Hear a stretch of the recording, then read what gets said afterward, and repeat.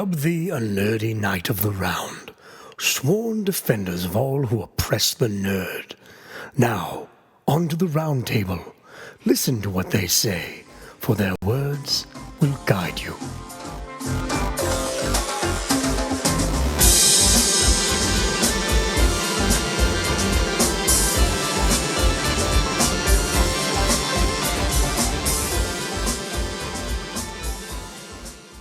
It's another nerdy night as my round table joins me, the ridiculous Riddick, as we try to survive the zombie apocalypse. I'm your sheriff and self-appointed leader, and joining me is a man who is too good with a crossbow, Sam DJ Fluffkins Chen. Woo!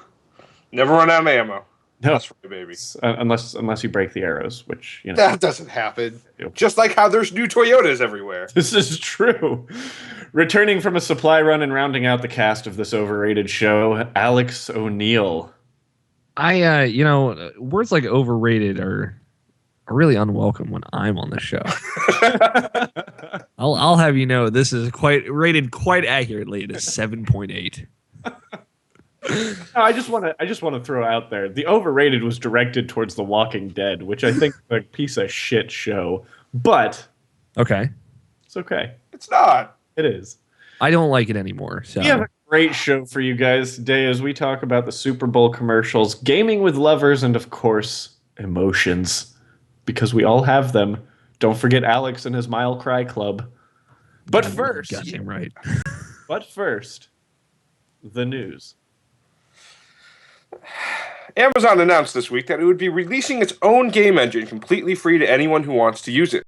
Lumberyard is based off the Crytek famous Cry engine and has enhanced integration with Amazon Web Services as well as Twitch. In unrelated news, Amazon Fresh members can now place orders for its newest private label offering, Lumberjacks, plaid-wearing bearded game coders with full Lumberyard compatibility. Alexa, make me a video game. I wasn't able to understand the question I heard. Yeah, she can't do that yet. I'm sure she'll get there. I'm sure she'll get there. Someday. You're such a nerd, Ben. I love it. You know, Alex, Amazon's free use of Lumberbard. Lumberbard. We got to get on this branding.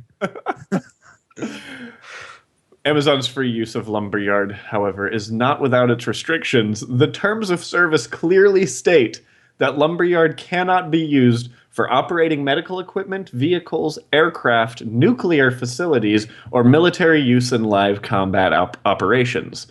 But fear not, doomsday predictors, as all of these restrictions are lifted in the case of, and I quote, a widespread viral infection transmitted via bites or contact with bodily fluids that cause human corpses to reanimate and seek to consume living human flesh, blood, brain, or nerve tissue, and is likely to result in the fall of organized civilization.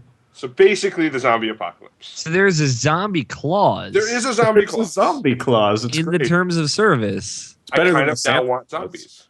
That lets you use their lumberjack men. They're Lumberbard. Their lumberbard. Yeah. I feel like that's a show that we should have, the Lumberbard. The Lumberbard? Is that our musical show? Do we sing during that whole thing? You have to grow beards though. Like you'd have to have like a. Well, I'm off the show. Yeah, right. Me everyone. I can go with you. Anyways, the Apple Watch got even more useful this week as third-party Tesla application Remote S gained the functionality of being able to summon your electric car with the push of a button. I'm willing to bet that the next season of 24 will feature someone's arm being chopped off so you can get something from the trunk of a rich terrorist's car. Yay, more 24. It's not going to be Keith Sutherland. Okay. Yeah. Oh, yay, a black guy. Now I'm going to watch it's it. Hero. Have you ever watched 24? Oh, I love 24. Sorry. That show's pretty good. Oh, I love it. It's pretty good. I guess that's fine. Anyways, Facebook Messenger users discovered that there's more to the service than just audio, video, and text chat. There is a native chess application. While chess aficionados rejoice, I can't help but think, did everyone forget how many friendships were ruined by words with friends? You mean that game where we all ended up cheating to prove that we were smarter than everyone else? I think the real smart people there were the ones who made the cheating apps. I'm just going to throw that out there. But they were free. I guess you're right. I mean, I guess technically you win, right? Like as long as you win, that's all that really matters. and they don't know. Yeah, they don't. They can't. Although when my dad, who can't spell jack shit, starts throwing up words like xenophobia, I know something's wrong. I know the word xenophobia. Do you know how to spell it? There's a difference Yes. between Don't try. knowing how to spell it. No, I'm not one of those annoying people that just start spelling unprompted. That's weird. Don't do that, Ben. The National Highway Traffic Safety Administration this week announced that it would double the number of Fiat Chrysler cars under investigation for its new electronic shifters. These new shifters require you to push a button and move the knob in a direction to select the gear you want to be in. While regulators claim this is so confusing or unsafe, their 16-year-old kids remarked, "Oh, you mean like a Need for Speed?" Just like Need for Speed. Just like Need for Speed. I can't wait until like steering wheels are replaced with game controllers, like in Men in Black 2. Yeah. Was that I wonder, is Need for Speed the current reference, or is like Fast and Furious the current reference? I hope it's not From a video game perspective.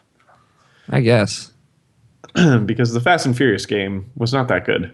Yeah, but we just need to make the movies Fast and Furious more and more like video games, and make those video games more and more like real life. it's the Ouroboros of driving sims. Speaking of car news, government regulators announced that AI and driverless cars can be legally considered drivers. This is the first step in addressing the number one cause of vehicular accidents, human error. This also means if you slap a Googled car decal to your vehicle, you can blame your car the next time you get into an accident. And we'll have those stickers on sale at nkrn.org after the show. And I'm sure Sam, because he's Asian, will be the first person to buy it. I Wow. already have one on my car. Holy shit. Hey, Alexa, can you drive my car? Not yet. I don't know if she's listening, man. You tell her. You tell her though. I'll make sure to let her know. Okay. Fans of Star Wars and Mario Kart got a special treat this week in the form of Star Kart.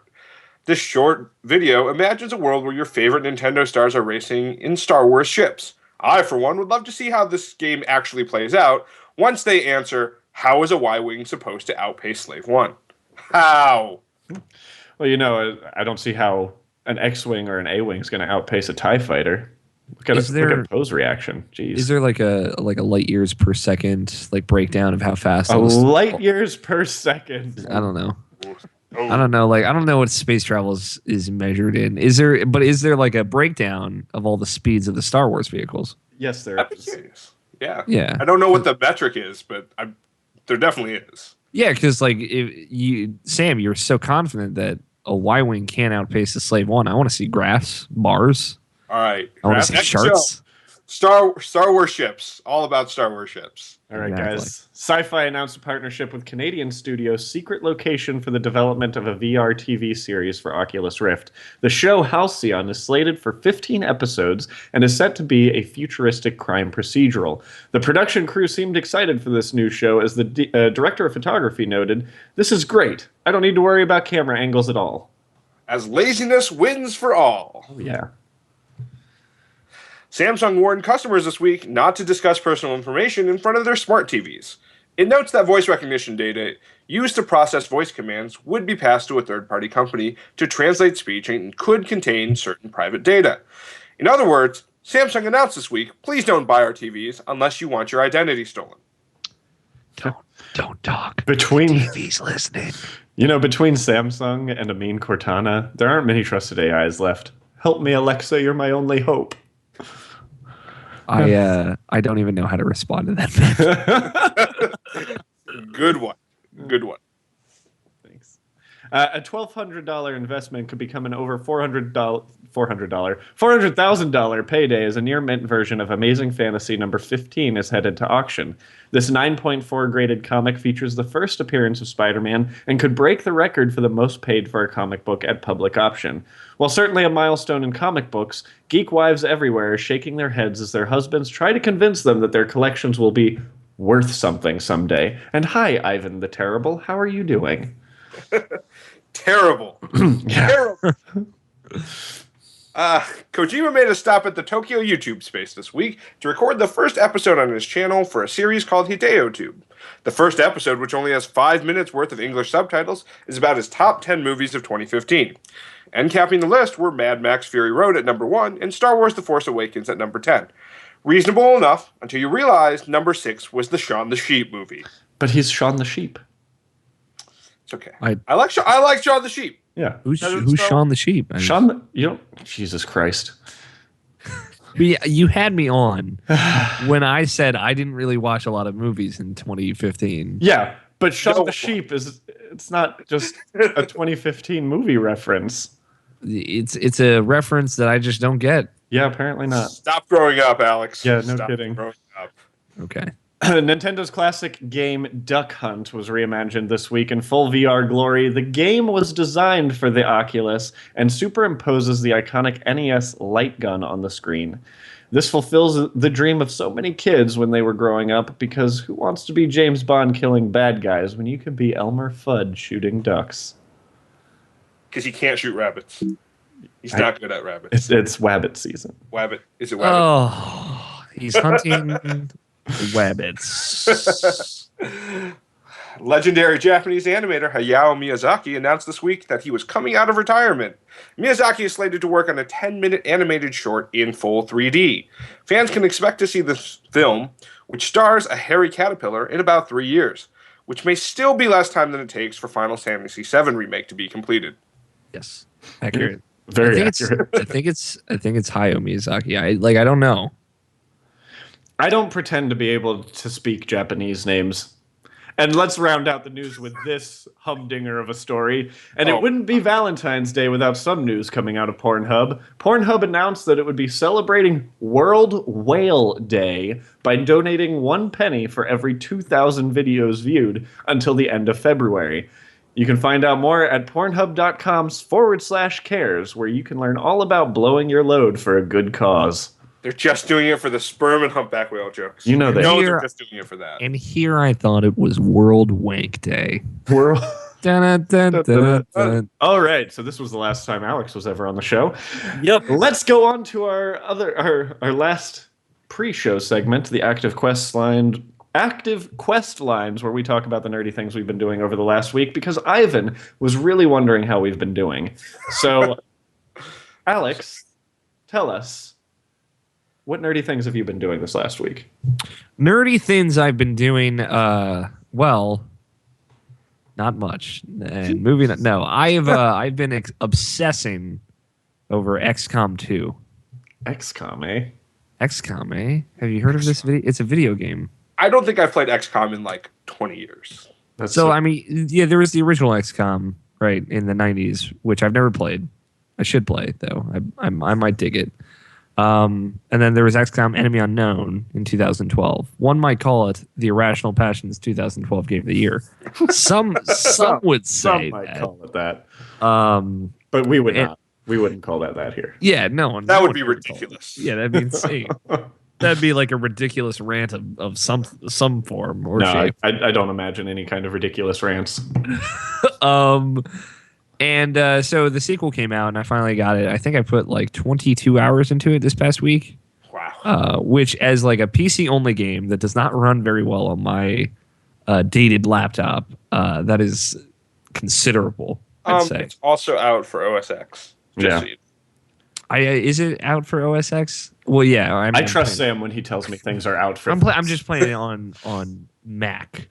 Or are you happy? Is Mac, PC, and Linux? There you go. Okay. Sam, that's all I ask. What is Active Quest? What is my Active Quest? So because I got depressed and sad this week now, things got. I actually started reading and listening to Aziz Ansari's Modern Romance, the book he put out this year.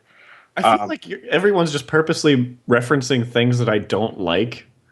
Like Aziz Ansari, So let me tell you this: 24. I was not a fan of Aziz Ansari. Ghostbusters in general, until I watched Master of None, which I thought was like okay. It wasn't like great, but the thing is, the way he like reads his audiobook is very amusing.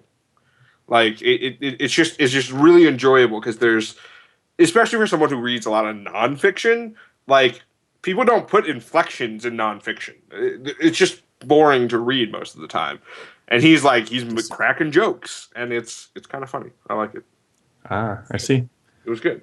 That's good. Since we can't talk about anything Ben doesn't like, Ben, what was your active quest this week? You know, I was doing a lot of Crimson Doubles this week, and by a lot, I mean I played it the first day, completed all the bounties, got on the second day, and realized all of the bounties were done, and that there was nothing else to do, so I didn't play it anymore.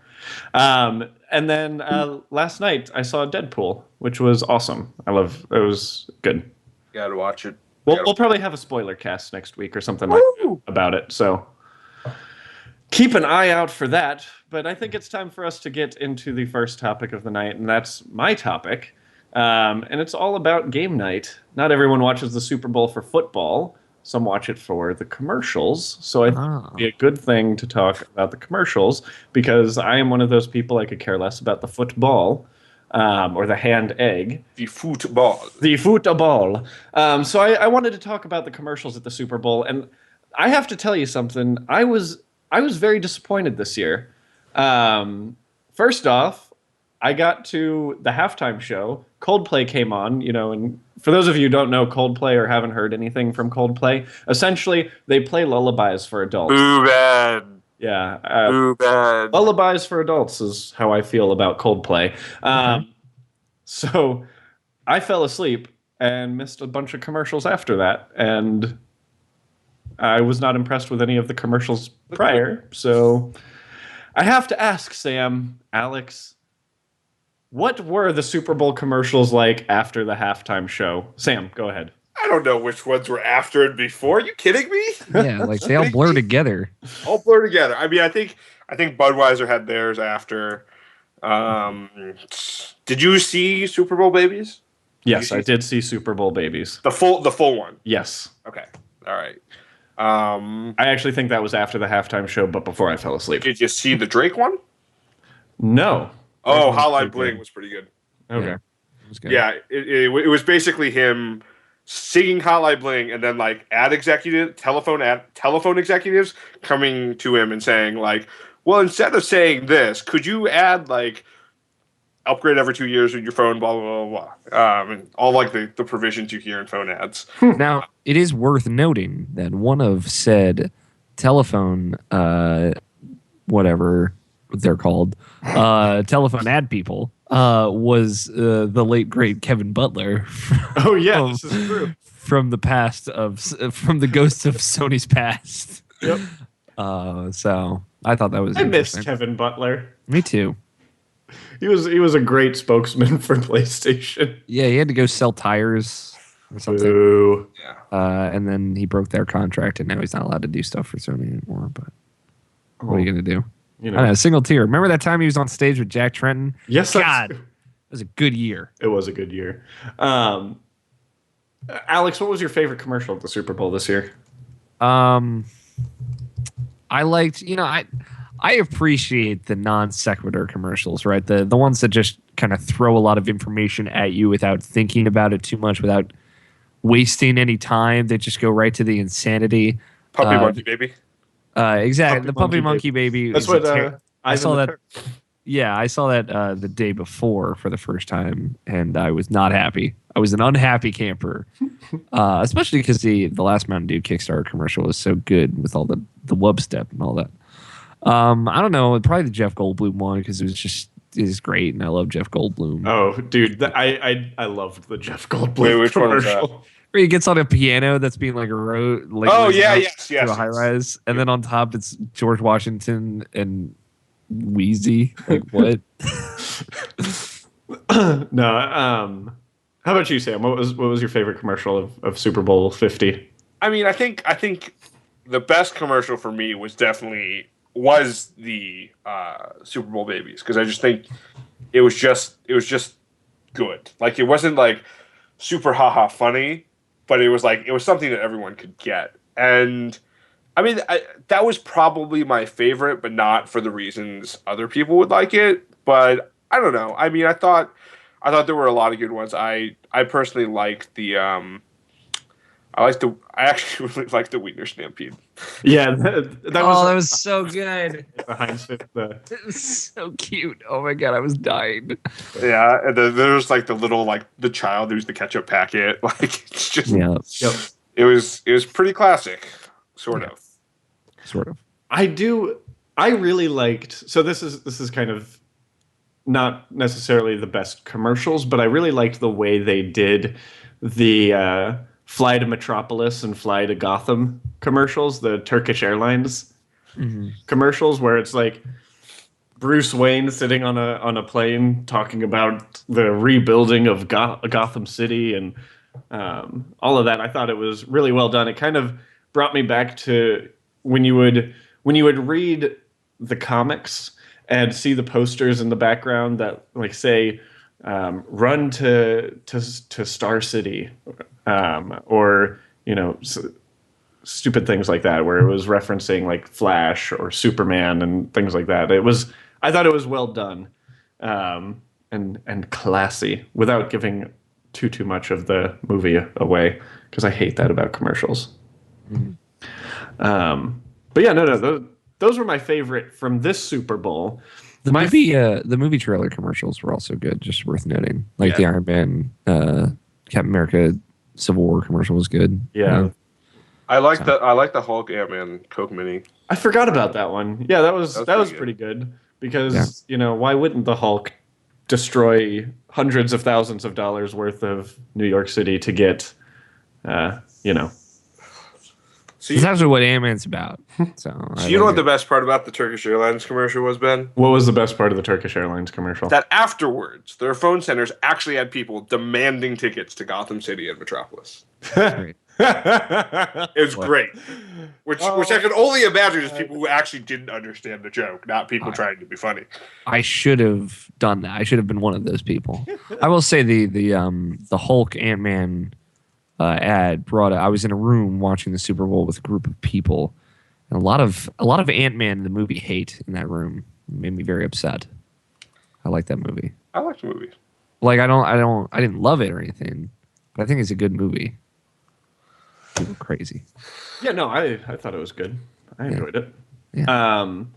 But one of the things that kind of disappointed me is I feel like over the last few years, Super Bowl commercials have kind of been going down in quality. Like, I just remember my favorite Super Bowl commercial that I've seen is the one that is the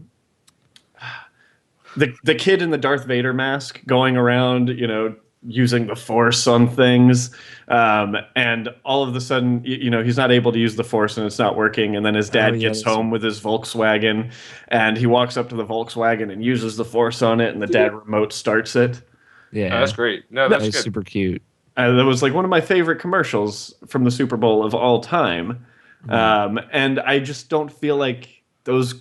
I'm not seeing those commercials that I'm like, oh yeah. Yeah, I feel like it's interesting because there are some commercials which I felt were like a little bit too self-referential. So like you saw the Steve Harvey one, right? Yeah. And like I'm like, that's funny if you get the Steve Harvey joke and you get the joke about the ball, like you've seen the commercial about the balls. Other than that commercial means nothing to anyone. Yeah. Like it meant nothing to me, for example, because I don't ever see commercials at all anymore. Yeah, I mean it's one of those things that loses relevance over time, and it's been time, Yeah. Yeah. I don't know. It's stuff like the Super Bowl commercial that's still my favorite is like the one where they're all sitting in a meeting room and then there's like a bucket of ice and like Budweiser in the ice. And this one guy suggests it's like maybe we shouldn't have Budweiser at the meetings, and then just cuts to a shot of the building and him getting thrown out of the window on the 6th floor. It's still just like it's the funniest thing for me, and nothing is ever surpassed or reached that. Yeah, and that's from like 10 years ago. I don't know. Like I think the internet, to bring it back to the Ouroboros, is starting to loop in on itself, and like they're trying to make something so meme worthy that they can't anymore. Yeah, I mean, I think they're definitely going for the cheap joke, right? Like puppy monkey baby or whatever was a cheap joke. Yeah, like it was was weird. It wasn't interesting, and like I, I don't know. Like I liked them better when they were either like a little bit smart, a little bit like heartwarming. Like I even last year's Up for Any, or it could have been last year or 2 years ago when they had the Up for Anything Bud Light commercial where the guy like ends up like playing ping pong with Schwarzenegger. Like that was funny. That was like that was good. So my theory on why we're seeing a decline is actually I think YouTube is kind of killing commercials at the Super Bowl.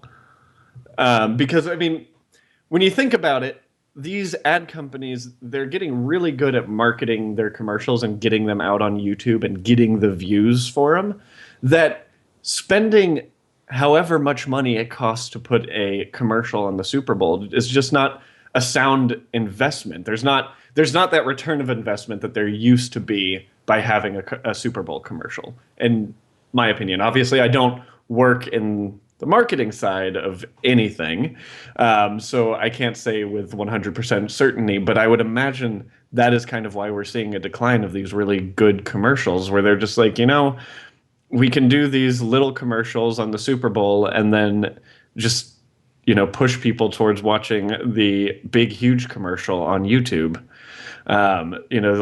Just extended commercials on YouTube.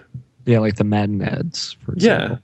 Yeah. I mean, I think that's definitely a part of it. Yeah, we're seeing teaser commercials for commercials on the Super Bowl. It's again eating the snake eats itself, but I think also it's hard to like deliver a commercial, right? Like they used to be so short and have like a very clear message. But now, like, it's all about being a joke. It's all about being viral or sardonic or sarcastic or interesting or memorable. It's less about that message. Like, there were so many car commercials I was watching them, like it's completely unrelated. Then it just cuts to a clip of a car at the end. I'm like, what the hell did I just watch? Yep. But the one that I think is actually great, and it's probably the best Super Bowl commercial from this year, in my opinion, is actually the Pokemon commercial. Oh yeah, that was great. But again, that kind of saw it like 3 weeks. That proves my point. We saw that 3 weeks ago. Yeah, totally. And it's sad. It's just like that was like the best formatted. It was very true to the spirit of Pokemon. It was cool, and it made me think about it, like in a kind of like optimistic, looking up way. And it was just it wasn't for a product either. It was just kind of about Pokemon. Well, I think that's the problem. Is like if they're really trying to get bang for their buck, I don't think they got it. To be honest, I mean, like they got the bang from the buck producing the commercial and getting it on YouTube and getting people to actually like watch it, because I think Pokemon fans all watched it, which is great. But I don't think they really got the value out of it. Well, yeah, because it literally isn't selling anything. It's just celebrating the 20 years of Pokemon, 25 years. Yeah. 20 years. 20 years. Yeah. I mean, it's a mind share thing, but yeah, I don't know what exactly the goal was for that, but they got it in front of like 100 million people or whatever, so it counts for something. Yeah, I agree. I think that's a good time for this topic to go into halftime as we roll into topic number 2, which is good, which is gaming for 2. That was I thought gaming for 2. Gaming for 2, not to be confused with pregnant gaming, because that's not what we're doing. See, I was confused this whole time. Wow. Just kidding. Yeah, no. No, this is where we talk about gaming with your significant other, and this is kind of Sam's topic. Which is ironic because I'm not the guy with a wife or anything. Not the guy with a wife. Not the guy with. Why did you bring me on this show again? Like... This is kind of a Lonely Hearts rehash, everyone. Yeah, remember? Yeah, we did do that episode. So no, I think it was just for me. I think part of like the curiosity was in the last year, since we've played a lot of Destiny. We've also met a lot of friends on Destiny. A lot of those friends are married, and a lot of those friends bought an extra PS4 for their wife so they could play with them. And so it was kind of the sort of thing where I was like, has kind of gaming with your significant other changed? Like, is it better now? Is it different? So, like Ben, like what's your best or favorite gaming platform for gaming with your significant other? I I was looking at this question ahead of time, and it's actually a really tough one. I can tell you the worst one, and that's the Xbox, because Lee doesn't play anything on the Xbox. But here's the thing, like, it depends on what we want to play. We love when there's like a bunch of people over and we can all sit down and play Mario Kart or Super Smash Brothers or something like that. And Lee Does Lee like playing Smash? Lee loves playing Smash. She's sometimes better than me, depending on what character I play as. It's more of a, if I don't play Pikachu, she can beat me with Zero Suit Samus. But if I play Pikachu, yeah, I wreck everyone if I play Pikachu. About to get thrashed. Yeah. People are about to get Pikachu'd up, man. Damn. Damn. No. He only picks out the bad jokes for you, Alex. Yeah, exactly. No, but we really love playing the Lego games together, and that's something that we've played on the PlayStation since we started dating.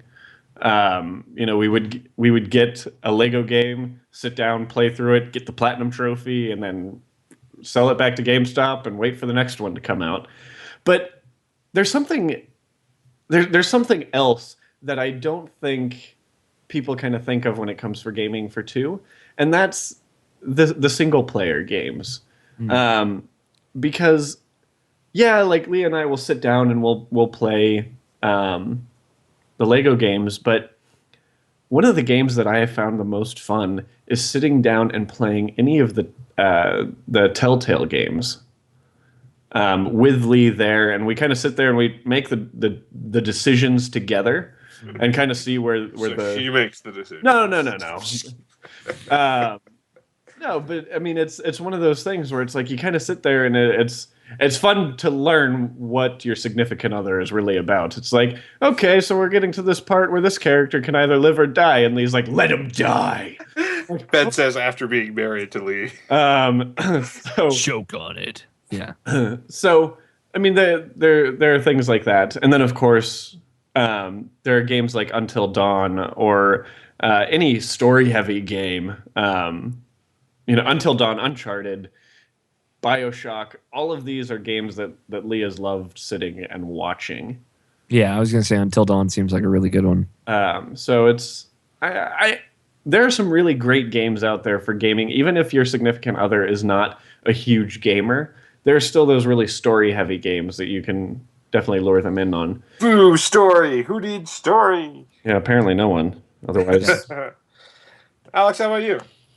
I mean, yeah, it's kind of similar for me. Like those single player games are really fun, especially like The Last of Us was one of my better experiences with a significant other. Of just like, it's not necessarily something that she wanted to play, but we had fun playing through it together, and she was really into the characters and the story.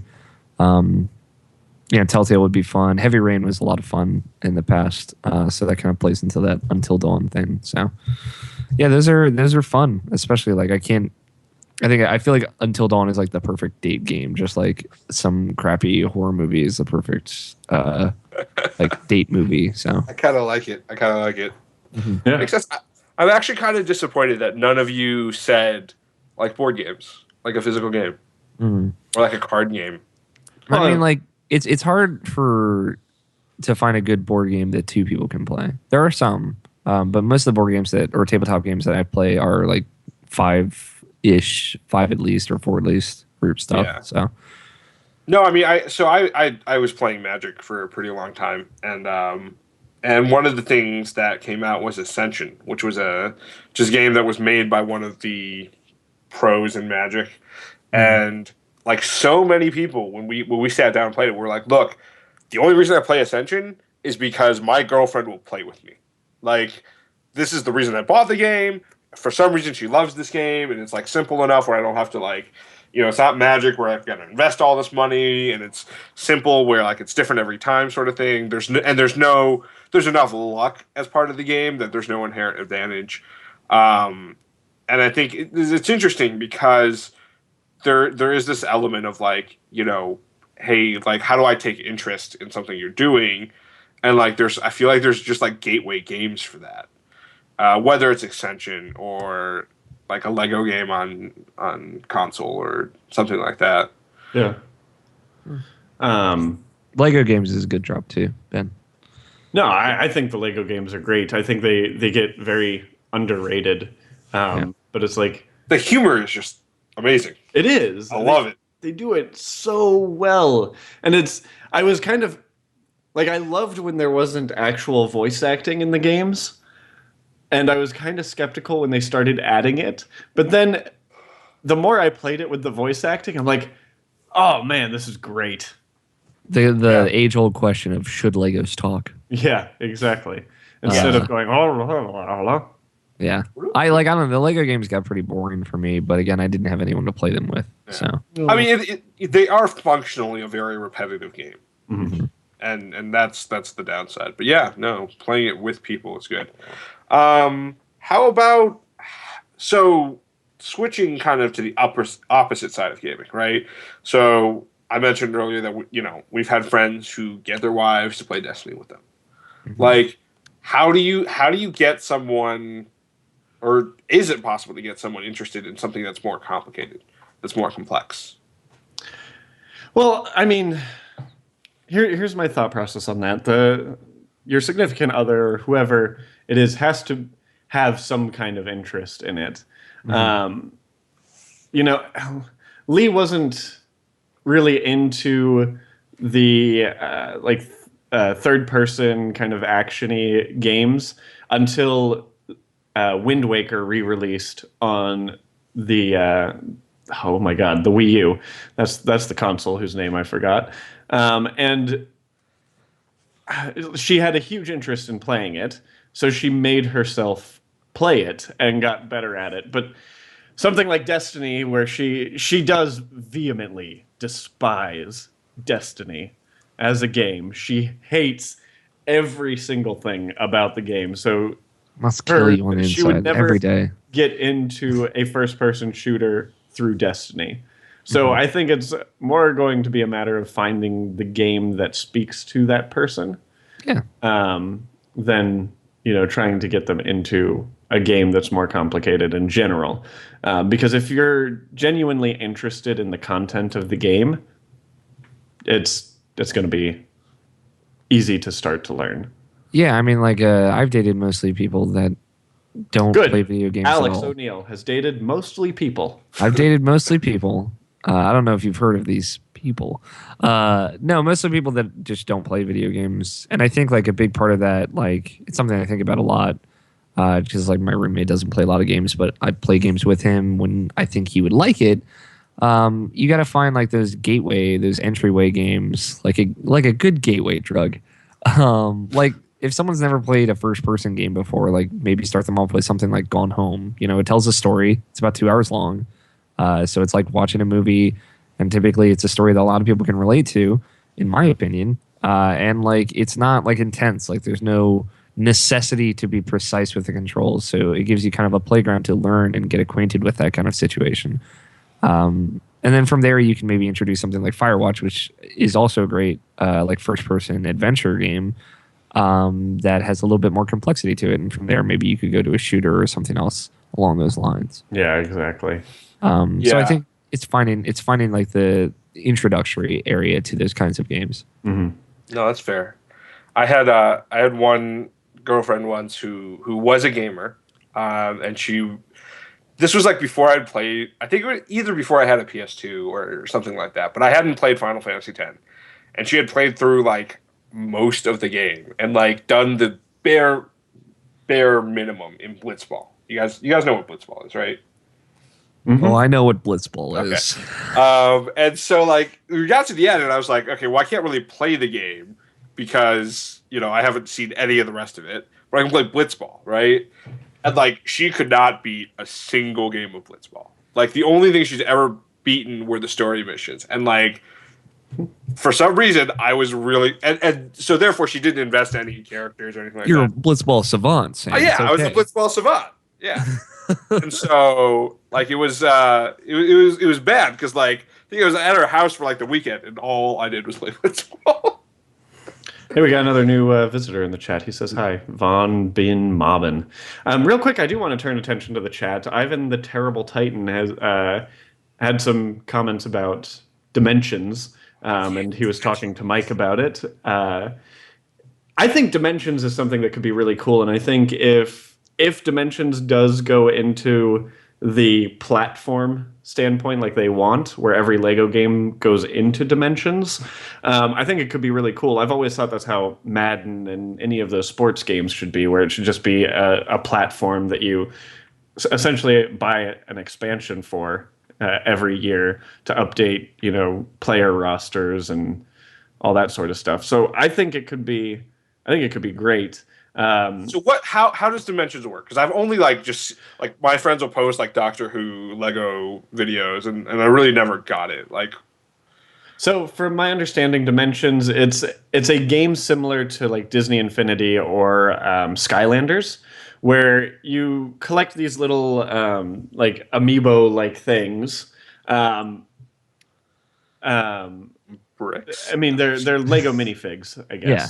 Sure. But they do talk to the game, and essentially you can add on content to the game through these Lego minifigs. Yeah. And you get play point sets of and it you build was them. So that Lego Dimensions was this world that you could go in, you could build, you could play, you could do whatever. And then as these new Lego games come out, which we're getting 2 or 3 every year now, you're actually just going to be buying a minifig, attaching it to your little toy platform pad. and toy pad, and downloading and playing the game that way. So it's kind of cool.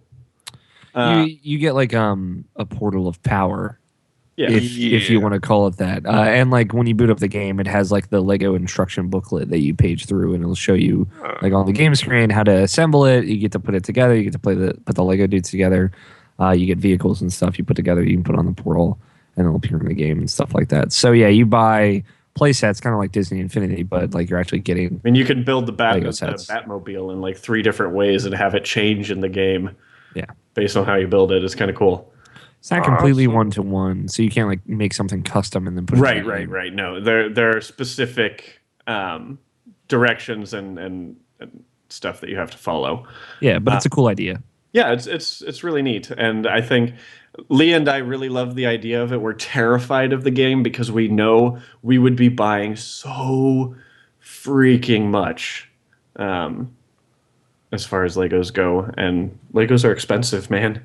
Yeah, I got to be able to crack too. So yeah, you got to get that sweet crack. That's such an old drug, Ben. Get with the times. Yeah, Get with the times. at least you drugs are bath hard salts or something. Yeah, there we go. There's a good drug. So I think it's time for us to break up with this topic. No. And move on. Why? Move on to our final topic of the evening, which is actually a topic from our Twitter listeners, our Twitter followers. At Selfish Pancakes sent me a Twitter message saying, "Hey, here's a great topic idea for you." He said, "Another topic came to mind: emotion in video games and anime and stuff." So, our next topic is emotions in games and anime and stuff. If we want to talk about emotions real quick, Ivan the Terrible Titan in the chat said that he loves my writing, and that fills me with emotions. Thank you so much. Good emotions? Are they good emotions? They're very good emotions. Does it fill you with emojis? I mean, I'm always filled with emojis, but I think that's a medical condition. Yeah, those poop emojis need to go out the back door, buddy. Out the back door. I thought it was chocolate custard. That's both. Okay. Good to know. Good to know. Anyways, so emotion in video games and anime and stuff. I don't watch a whole lot of anime, so we're going to start off with the video games. And something that I absolutely love about video games now is we are in such a great time. We're in a great world where games are becoming very emotional things. The biggest example I can think of right now is The Last of Us. Mm-hmm.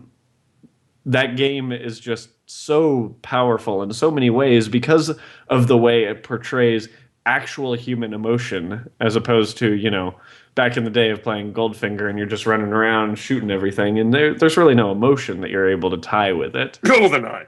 Sorry.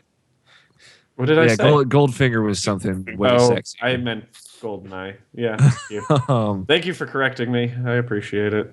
I mean, I definitely agree with you, Ben, but I think you can even take that for like Last of Us is kind of like the macro level, right? Where Yep. that's a game made by a huge group of people, and yet there's so much heart and so much feeling in there. I think that's partly because Neil Druckmann, the director, had a lot of involvement in the writing and the characters in that work.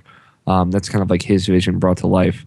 But then you look at something like Sybil, right, which was made by one person. It's an independent game, or something like Firewatch, which was made by a small group of people.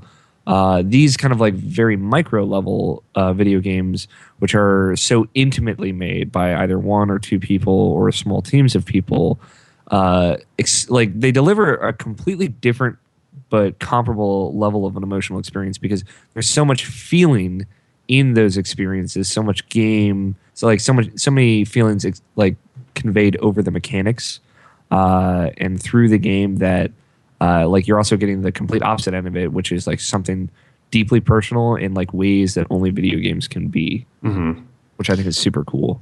No, so I agree with you, and some of the smaller games are my favorite as far as this example goes. I mean, Journey is a great example, I think. I think the number one game for me in this is Unfinished Swan. I absolutely loved that game, and I thought the way they did that story was just great. Like, there were times where I was legitimately getting choked up, and it's a really, I don't want to give away too much of the story, but I mean, essentially the game opens up.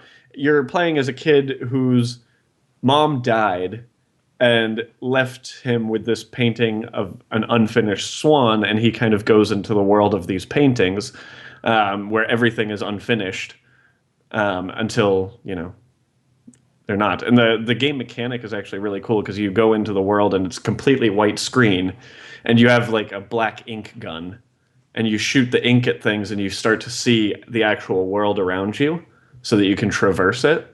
It's really neat, and I highly recommend it. I played it first on the PS3, but it is now available on the PS4 and I believe the Vita as well. I'm not sure. I'm only 90% sure of that, but it's one of those cross-buy games, and it's such a powerful game, and I love it. Sam, are there any games out there that you can think of that kind of speak to you on any kind of emotional level? Well, I think the biggest problem for me with video games... It is all three, by the way. PS4, PS3, and Vita.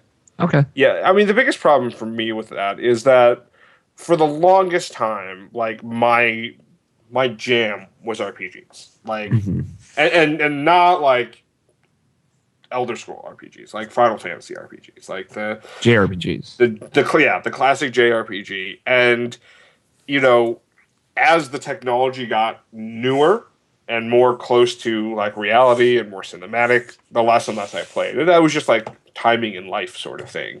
And then I kind of made the switch over to like FPS gaming. And so like stuff like Gears of War, where I could co-op, but I could also, play multiplayer if I wanted to, that sort of thing. Like, that's what ended up consuming my life. And I think the problem is that, like, in those two genres, like, at least the older RPGs, like, those are all worlds you create kind of in your head, right? And so, like, for me, the answer is probably Final Fantasy VII. But for the lack of playing newer games. Like, I haven't finished Last of Us. Like, I agree, it's a great storytelling. I've not been emotional in it yet.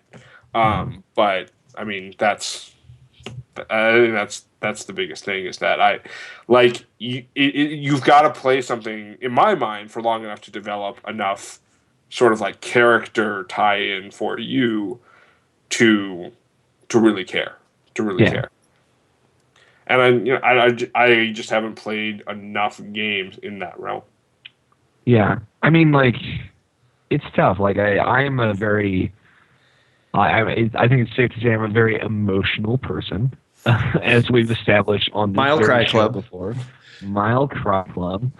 But like, I'm a very empathetic person, right? So like, when I see or feel emotions like that is being portrayed either in a movie or a video game or whatever, like I feel it very intensely myself. Alex, right? I'm going to pause you for a second because you seem to be breaking up a little bit, and I'm gonna talk a little bit about what I think you're getting at, because I'm an incredibly emotional person. May not seem like it on this show. I'm kind of a robot. or would I meet you in person? No, I'm just kidding. But like when it comes down to just the very nitty gritty of gaming or anything like that, or even movies, Lee makes fun of me every time I watch like Les Mis, and there's one song that comes up every single time, and I just start bawling before, like when the first like cue comes up, and that's On My Own, and it's like, oh my god. And I have games like that where it's like I'll be sitting and playing through them, and all of a sudden it's like tears will be streaming down my face, and Lee is sitting there like, what the fuck, Ben? This is a video game. All right. Yeah. Apart from the video games, which I understand is important, I'm curious. First movie you cried at? The Lion King. Okay. That's a good one. Yeah. What about you, Sam, while my internet fixes itself? Okay. The first movie I cried at, Cool Runnings. Not gonna lie, Cool Runnings. Don't even know what that movie is. Are you kidding me? Nope.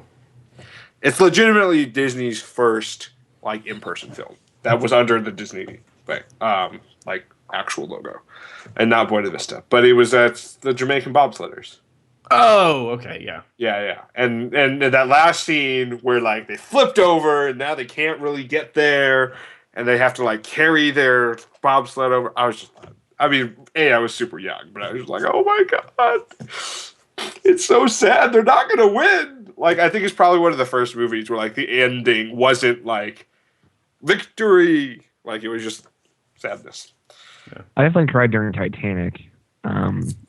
Yeah. But I was very young when that came out. I think, it was just very sad. Like, it was less of like me understanding the complex feelings that I was feeling or that were being displayed. It was more just like, this is super sad and I'm super sad. The first time like I legitimately cried, like, I don't know. Yeah, maybe something like The Lion King or something. Some Disney classic along those lines. I mean, this show is about video games. Mm-hmm. Sam, what video game has made you cry? Has any video game actually gotten How much to time that do you point? have? No, I just want the know. first one. Not every video game that's made you cry, because we. I know the first video game that made me cry. So go ahead, Alex. Tell me what the first video game that made you cry is. It was probably the first one was probably Secret of Mana. Oh, that's good. It's got a heart-wrenching ending, especially like if you just like get really into how goofy the characters are. And I've been replaying that actually recently, and I really adore that game. Second was probably Klonoa, which is a PS1 platformer that a lot of people don't know of. Look at the last cutscene from Klonoa when you get the chance, because it is like seriously one of the most upsetting things I've ever seen in a video game. Especially, it's like, this is like a kid's game. It's super happy and optimistic, and then like the ending is fucked, like straight messed up.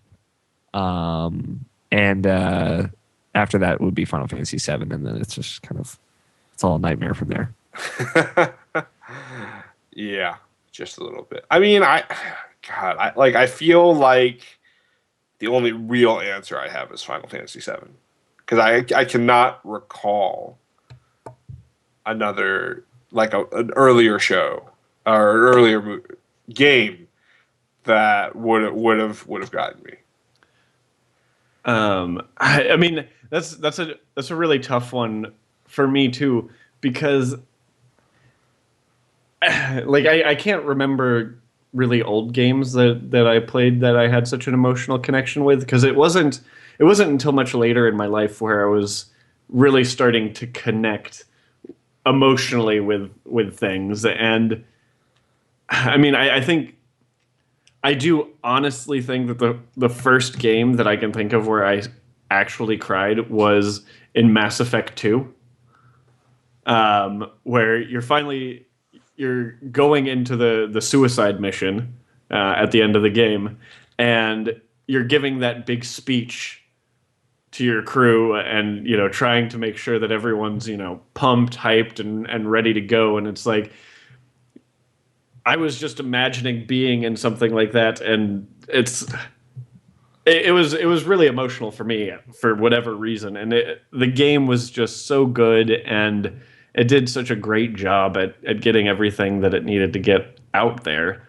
that I feel like that one probably opened the floodgates, because then there are the Telltale games. I mean, the first Walking Dead Telltale game really got me. I think Alex is frozen in the corner there. I'm not 100% sure about that, but I'm frozen for sure. I don't know if you guys can hear me. We can hear you. You sound better. Yeah, I plugged in Ethernet, so I think it just messed up my video. Oh, bless you. It'll catch up. Try to edit your preferences in Skype. But like after that, it's like games were starting to make me cry left and right. Telltale games, the BioShock games at some points really got to me. I mean, some points in fucking Uncharted 3. Yeah. Oh man, I thought I was gonna lose it in Uncharted 3, multiple times. So momentary technical difficulty while Alex's video reconnects. Sorry about that. I'm not gonna lie. I'm literally going through top lists of like emotional moments, and I'm just like, there's maybe 2 of them on this list that like I even like really even know of. So one of them is definitely Final Fantasy. I'm going to pose this question to the chat. What games have you felt a really strong emotional connection to? Because I think that's important. I think emotional connections in video games are important, and it makes me learn what you, the listener, likes to hear about. And I think on that note, we're actually approaching the end of time, the end of all times. So I think so you mean we're playing Chrono Trigger? We're playing Chrono Trigger. Mm-hmm. All right. Yeah, another great JRPG. So I'm just going to go ahead and close out the show. Thank you so much for joining us. Remember, you can find us all over the internet. Alex O'Neill here, who is graciously graced. You mean Alex 1-ill? Alex 1L, who came in here and just messed up the whole video for the show. Sure did. But you can find him on Twitter at ALFighter7525. 27. Wow, dude. Wow. He's only been on the show. It was on the screen. You could have just had me say it too. I mean, like, could have had you say it. Alex, where can people find you on the internet? Go ahead and I'm on Twitter at AlFighter27, as you wonderfully you nailed. You just killed it. I host a podcast about video games. I don't know if you've ever heard of this, Rational Passions podcast. It's a pretty cool show. We just recorded our 265th episode, which is alarming every time I even think about it. And that's it definitely sounds like you said rational passions. Irrational passions. There we go. There's no ration to passion here. There's no rational and irrational passions. You gotta ration out those passions. And I'm sure Mike somewhere is like, I don't know what's going on. I'm just gonna let this video just crash and burn here. And I'm sorry, Mike. I'm sorry. I also go ahead. I freelance write. RationalPassions.com is the website. YouTube.com/Rational Passions for everything Irrational Passions. Like, you can watch the podcast there. You can get them on iTunes, all that stuff. I'm also working on some cool stuff that might be happening soon. We'll see how that works out. Maybe a new podcast and some exciting video stuff. So stay tuned for that. We'll have some links in the YouTube video when it goes onto YouTube, and on the blog post when it comes out, so that you can find Alex wherever he just mentioned. Yeah. Because if you were like me, you weren't listening during all that, so it's okay. You can also find Sam Chen pretty much everywhere on the internet as DJ Fluffkins, and I mean everywhere. Woo! Like everywhere. And Pornhub. Alex was already talking about him, but a very special thanks to our executive producer, Mike DeMarco, who makes this show look as wonderful as it does, even when people like Alex come into the show and try to destroy it. Yeah. So, make sure to send some love his way, because without him, we would not be able to do the show at all. Well, not as well as it runs. Because, Wrap it up, Ben. Thanks. Wrap it up. You can find him on Twitter at Mike V. That's MAIKV.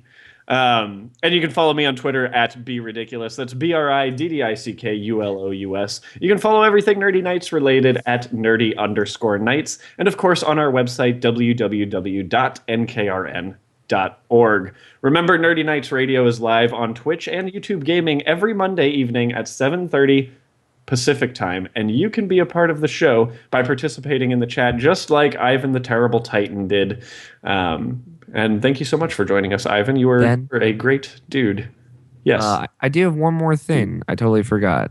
Way to go. You're just going to derail my whole ending. Can I interject real quick? Go for it.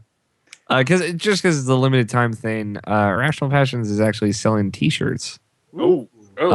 For the first and possibly only time ever forever. So get your limited edition T-shirt now. Yeah, so teespring.com/irrationalpod, and you can get Irrational Passions T-shirt. This may never happen again. So very limited time, I would say. And they're pretty cool. So check it out. Go get them. Go get them now.